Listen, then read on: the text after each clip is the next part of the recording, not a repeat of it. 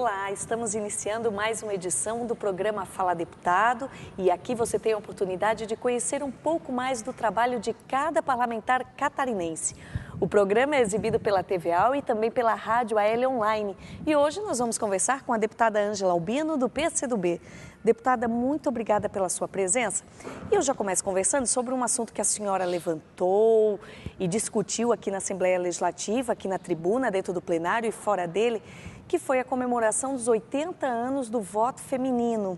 Eles foram celebrados em fevereiro, mas na verdade 2012 inteiro vai se lembrar desta data, né, deputada? Sem dúvida nenhuma, uma conquista fundamental para a cidadania das mulheres, mas uma conquista da própria democracia, né? A metade do planeta está fora da construção das riquezas, do partilhamento dessa riqueza que se dá através dos poderes constituídos, né? Então, o Brasil saiu na frente em relação a vários países. A França, por exemplo, foi só em 1949, Portugal foi em 1974, né? Então o Brasil, sendo em 32, foi muito importante, mas eu gosto sempre de lembrar essa data sob um outro viés. Nós, mulheres, ficamos 423 anos sem votar no Brasil, né? Esse é um dado importante para a gente lembrar o quanto a nossa democracia ainda está em consolidação e o quanto o papel da mulher ainda é um papel de construção de igualdade.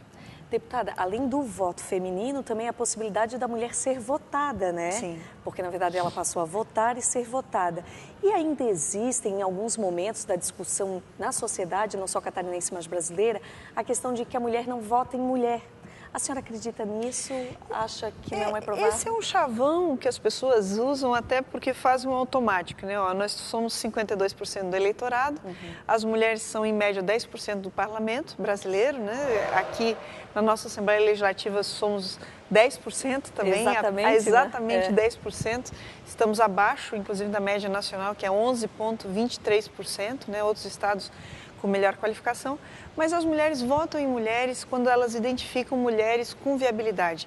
Eu vou destacar aqui no primeiro turno das eleições presidenciais de 2010, 67% das mulheres votaram em outra mulher, a presidenta Dilma, ou a candidata também Marina Silva, que também recebeu muito voto feminino e foi um elemento que distinguiu as duas candidaturas. Portanto, as mulheres votam em mulheres quando vê nessa mulher uma viabilidade eleitoral e um perfil possível de sucesso eleitoral.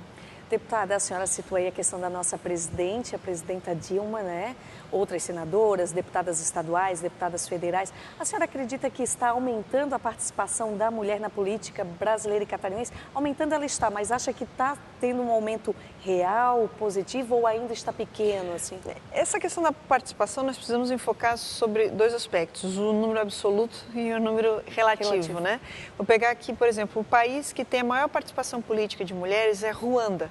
Ruanda tem quase 60% dos parlamentos e dos poderes executivos está na mão das mulheres, mas as mulheres só se empoderaram que na guerra civil violenta que aquele país viveu, os homens cidadãos, os homens com maior de 18 anos, foram quase exterminados. Então, assim como nós fomos para o mercado de trabalho durante as guerras, as mulheres ascenderam ao poder político em Ruanda por causa dessa tragédia que vive o país.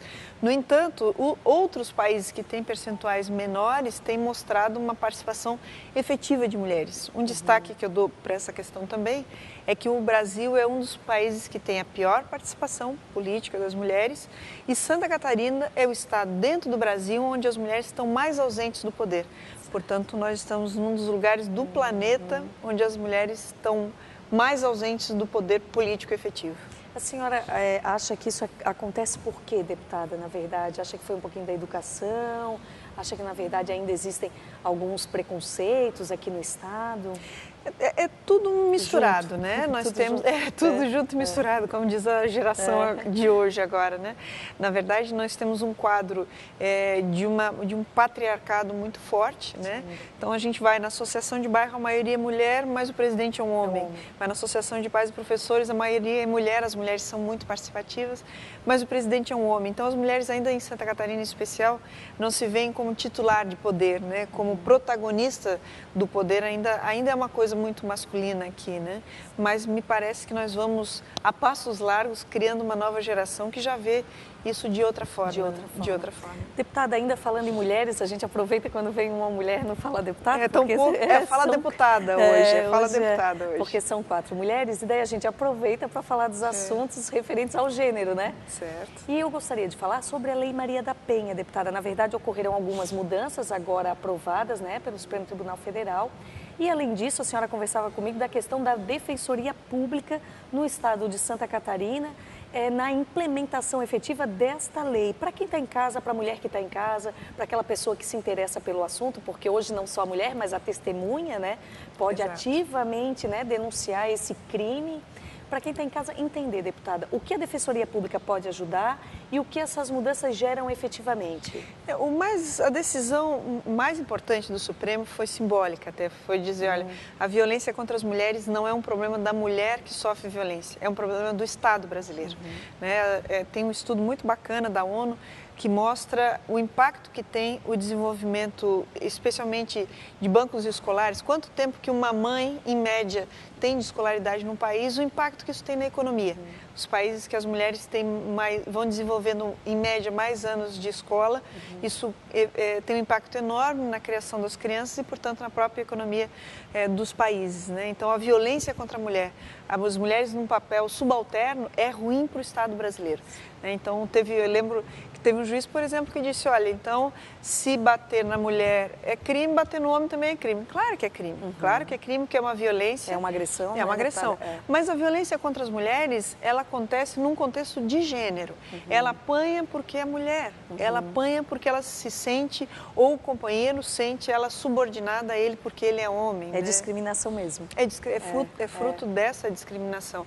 E é uma violência, na minha opinião, mãe de muitas outras violências. Né? A criança que nasce num ambiente doméstico violento, não necessariamente ela vai ser violenta, mas ela tende a naturalizar a violência, porque ela foi criada nesse ambiente. A gente é criado num ambiente afetuoso, costuma desenvolver um padrão mais afetuoso. Crianças criadas num ambiente mais rigoroso, num ambiente violento, ela tende a naturalizar e expressar na sua vida adulta essa violência, reproduzir essa violência. Por isso que a decisão do Supremo, quando ele diz, olha, não é a mulher que precisa denunciar, toda denúncia ela vai ser acatada. Então, quando a gente ouve falar de um homicídio, não precisa o familiar da vítima notificar, porque é um problema do Estado brasileiro, né, combater o homicídio. Da mesma forma, quando o Supremo teve essa decisão, inclusive da prova testemunhal, que a testemunha pode dar impulso à ação e essa ação não vai depender da mulher vítima de violência, essa é uma demonstração do Estado brasileiro de reconhecer essa desigualdade de gênero e da violência que vivem as mulheres. Né? Para nós, um passo muito importante, como foi para as mulheres catarinenses, essa nova decisão do Supremo dizendo que aqui nós temos que ter defensoria pública. Eu tenho um grande respeito pela defensoria pública, eu sou também de carreira jurídica, sou bacharel em Direito, né? Servidora da Justiça do Trabalho, mas sei que os advogados dativos têm um papel importantíssimo, mas que não é o mesmo do defensor público. O defensor público, para você ter uma ideia, na Lei Maria da Penha nós temos 6 artigos que pressupõem a existência da Defensoria Pública como instrumento de prevenir a violência contra as mulheres. Mais do que prender os homens que cometem violência, nós queremos prevenir o crime, né? Nós queremos evitar que essa violência aconteça, né? Para nós essa é uma ferramenta importantíssima e é uma vitória das mulheres catarinenses também, a instituição da Defensoria Pública. Deputada, só para entender assim, essa implementação da Defensoria Pública no Estado deve acontecer assim meio logo ou depende de algumas questões ainda? O Supremo deu um ano para Santa Catarina se adequar, né? Porque a lei já é de 88, é a Constituição Federal, não é só uma lei, né? É a Constituição Federal. É a maior de todas. É o único estado do país que não tem Defensoria Pública. Então, eu imagino que há de se prevalecer o bom senso, né? O governo do estado, embora tramite um projeto de lei aqui né, na casa, projeto de lei, eu sou muito entusiasta da Defensoria Pública, mas reconheço que o projeto tem um vício de iniciativa. Ele precisa ser proposto pelo governo do estado, porque implica em despesa, implica na questão relativa ao servidor público e, portanto, precisa que seja do Executivo a iniciativa, né? Mas essa iniciativa tem que ser o mais rápida possível, não cabe nenhuma espécie de protelação do ponto de vista jurídico, então a gente espera que logo o governador, com um olho no futuro e um pé no presente, possa estabelecer uma transição. Né, que lá na ponta a gente conte com o defensor da ativa ainda, mas que o próprio pagamento e a atuação dele seja gerido pela Defensoria Pública e não por uma entidade de classe, né, porque aí certamente vai ter mais condições de verificar as condições que esse trabalho está acontecendo, né, e mesmo auxiliar o defensor da ativa, que muitas vezes presta o serviço e não é remunerado. Não é remunerado. Deputada, falando aqui da casa mais especificamente, obviamente a senhora atua como uma deputada estadual, defende os interesses dos catarinenses na tribuna, na iniciativa de projetos de lei, mas a senhora também é presidente da Comissão de Legislação Participativa. A comissão já este ano tem promovido algumas audiências públicas, né, deputada? Eu presido a comissão desde que iniciei o mandato, né, pela...